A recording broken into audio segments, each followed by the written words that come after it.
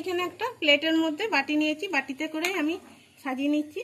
সামনে জন্মাষ্টমী উৎসব আসছে, বানিয়ে ঠাকুরকে ভোগ জোগান, খুব ভালো লাগবে। নমস্কার বন্ধুরা, সানুদির রান্নাঘরে আপনাদের সবাইকে স্বাগত জানিয়ে আজকের রেসিপি আমি শুরু করব।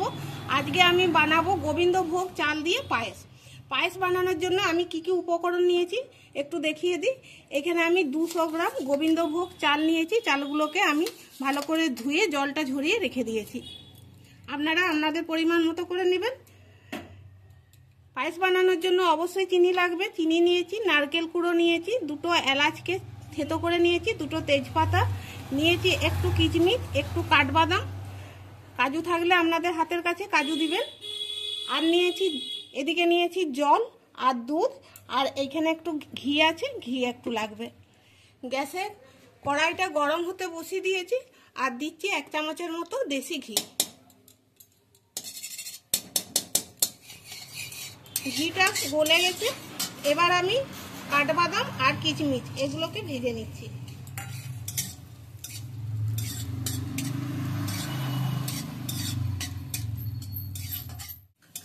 এগুলো ভাজা হয়ে গেছে, এবার আমি নামিয়ে নেব।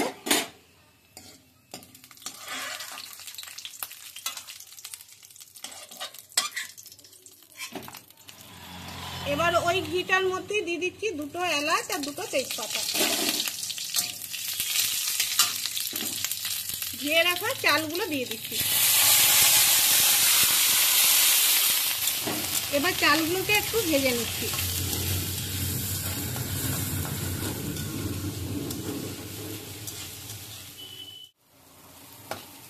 চালটা আমি হালকা করে ভেজে নিয়েছি। যখন দেখব যে চাল থেকে একটা সুন্দর গন্ধ বেরিয়েছে, তখন আমি গ্যাসটা একদম কমিয়ে দিচ্ছি।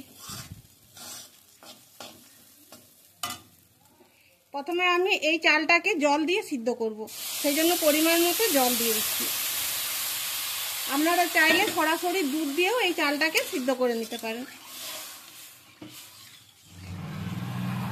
এবার ভালো করে নেড়ে চেড়ে আর এইটা ঢাকা দিয়ে দিচ্ছি। কিছুক্ষণ পর আবার আপনাদেরকে দেখাচ্ছি। এবার ঢাকাটা খুলে আপনাদেরকে দেখাচ্ছি। এই দেখুন, যতটা জল দিয়েছিলাম সব জলটাই টেনে নিয়েছে আর চালটা আধ সিদ্ধ হয়ে গেছে। এবার আমি এর মধ্যে অল্প একটু নুন দিচ্ছি, তবে নুনটা অপশনাল, আপনারা চাইলে বাদও দিয়ে দিতে পারেন। তবে যে কোনো মিষ্টিতে একটু যদি নুন দেওয়া হয় তাহলে এর স্বাদটা দ্বিগুণ বেড়ে যায়। এবার আমি দিচ্ছি দুধ।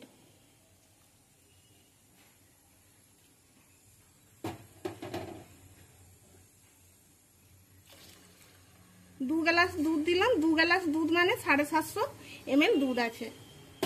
এটা লিকুইড প্যাকেট দুধটা আপনারা চাইলে একদম গরুর দুধ দিয়েও বানাতে পারেন, তাতে খেতে আরো বেশি ভালো লাগবে। আর গরুর দুধ যদি হাতের কাছে না থাকে বা লিকুইড দুধও হাতের কাছে যদি না থাকে, সেক্ষেত্রে পাউডার দুধ গরম জলে গুলে নিয়েও এটা বানাতে পারেন, তাতেও খেতে কিন্তু খুব সুন্দর লাগবে।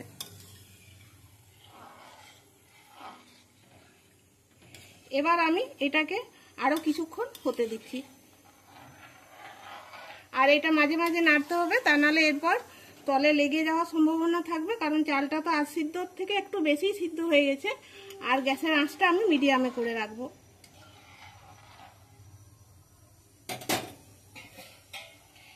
আবার একটু ঢাকা দিয়ে দিচ্ছি, ফুটে উঠলে আমি ঢাকাটা খুলে দেবো। এই দেখুন বন্ধুরা, মোটামুটি আপনাদেরকে 10 থেকে 15 মিনিট পর দেখাচ্ছি। দুধটা শুকিয়ে গেছে আর বেশ অনেকটাই ঘন লাগছে। এখানে আমার আরেকটু দুধ লাগবে। এখানে আরও 250 দুধ আমি দিয়ে দিলাম। মোট আমি দুধ দিলাম 1 লিটার। 200 গ্রাম চাল নিয়েছিলাম, 200 গ্রাম চালে আমি 1 লিটার দুধ দিলাম। বন্ধুরা, আজকের এই পায়েস রেসিপির ভিডিওটি ভালো লাগলে একটা লাইক করবেন। বন্ধুদের সঙ্গে, আত্মীয় স্বজনদের সঙ্গে একটু বেশি করে শেয়ার করে দিবেন। কমেন্ট করতে একদম ভুলবেন না। কমেন্ট করে আমাকে জানাবেন আজকের রেসিপিটা কেমন লাগলো। আর আমাদের চ্যানেলটিকে সাবস্ক্রাইব করে আমাদেরকে সাপোর্ট করবেন। এবার আমি দিয়ে দিচ্ছি নারকেলের কুড়ো।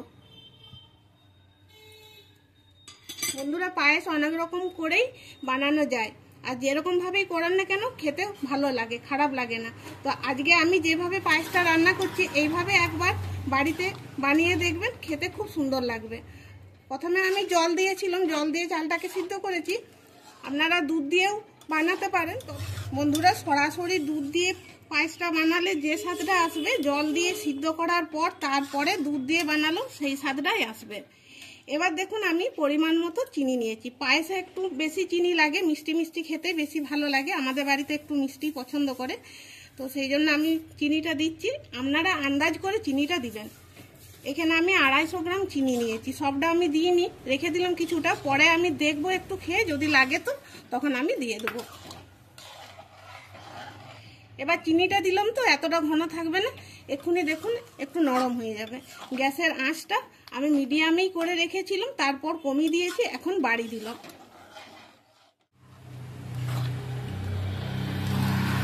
এবার পায়েসটা হয়ে যাওয়ার মুখেই চলে এসছে একদম। চালটা খুব সুন্দর সিদ্ধ হয়ে গেছে, এই দেখুন, দেখি বোঝা যাচ্ছে। আর পায়েস রান্না করতে গেলে এইরকম একটু ঘাটা ঘাটা হলেই পায়েসটা খেতে বেশি ভালো লাগে। এবার ভেজে রেখেছিলাম কিশমিশ আর কাঠবাদাম, সেগুলোকে দিয়ে দিচ্ছি। বন্ধুরা, কিশমিশটা একদম সবার লাস্টে আমি দিলাম, কারণ হলো যে কিশমিশ তো অনেক সময় টক থাকে, তো সেই ক্ষেত্রে পায়েসটা ছিটে যাওয়ার ভয় থাকে, তো সেই জন্য আমি সবার শেষে একদম দিলাম। এবার এটাকে আমি আর ফুটাবো না, গ্যাসটা অফ করে দিচ্ছি। এটা ঠান্ডা হয়ে গেলে আরো একটুকু বসে যাবে।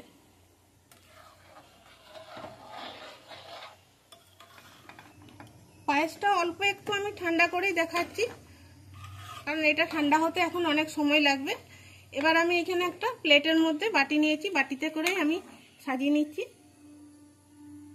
বন্ধুরা, যে সকল বন্ধুরা আমাদের চ্যানেলে নতুন বন্ধুরা, আমি অনুরোধ করছি চ্যানেলটিকে সাবস্ক্রাইব করে আমাদের পাশে থাকার জন্য।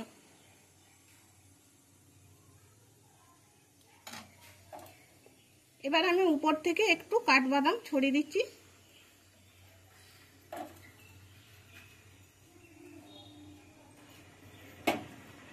আর অল্প একটু নারকেলের গুঁড়ো।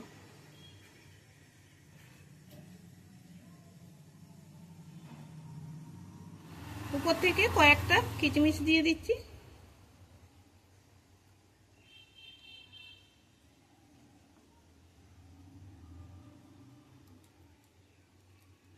তো বন্ধুরা, একবার এইভাবে আপনারাও বানিয়ে দেখুন। সামনেই জন্মাষ্টমী উৎসব আসছে, বানিয়ে ঠাকুরকে ভোগ জোগান, খুব ভালো লাগবে। আর বন্ধুরা, তাহলে ভিডিওটি এখানেই শেষ করছি। দেখা হবে পরের ভিডিওতে, আরো নতুন একটা রেসিপি নিয়ে হাজির হব আপনাদের সামনে। সবাই ভালো থাকবেন, সুস্থ থাকবেন, ধন্যবাদ।